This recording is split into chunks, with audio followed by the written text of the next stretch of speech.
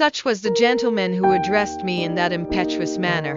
Fancy a tall, spare man, of an iron constitution, and with a fair complexion which took off a good 10 years from the 50 he must own to. His restless eyes were in incessant motion behind his full-sized spectacles. His long, thin nose was like a knife blade. Boys have been heard to remark that that organ was magnetized and attracted iron filings. But this was merely a mischievous report. It had no attraction except for snuff, which it seemed to draw to itself in great quantities.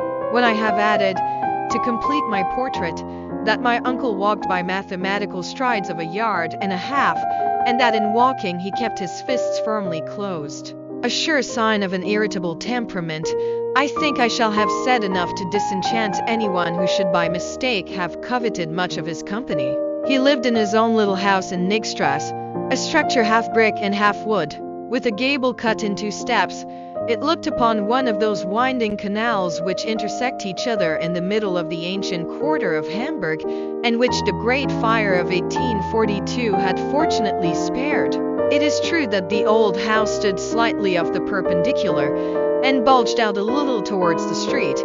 Its roof sloped a little to one side, like the cap over the left ear of a Tugendben student.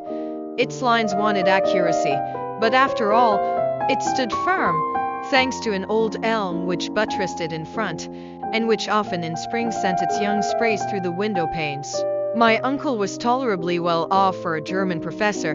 The house was his own, and everything in it. The living contents were his goddaughter Gruben, a young Virlandaise of 17, Martha, and myself. As his nephew and an orphan, I became his laboratory assistant. I freely confess that I was exceedingly fond of geology and all its kindred sciences. The blood of a mineralogist was in my veins, and in the midst of my specimens I was always happy. In a word, a man might live happily enough in the little old house in the Nigstrasse, in spite of the restless impatience of its master, for although he was a little too excitable, he was very fond of me. But the man had no notion how to wait. Nature herself was too slow for him. In April, after he had planted in the terracotta pots outside his window seedling plants of mignonette and convolvulus, he would go and give them a little pull by their leaves to make them grow faster. In dealing with such a strange individual there was nothing for it but prompt obedience. I therefore rushed after him.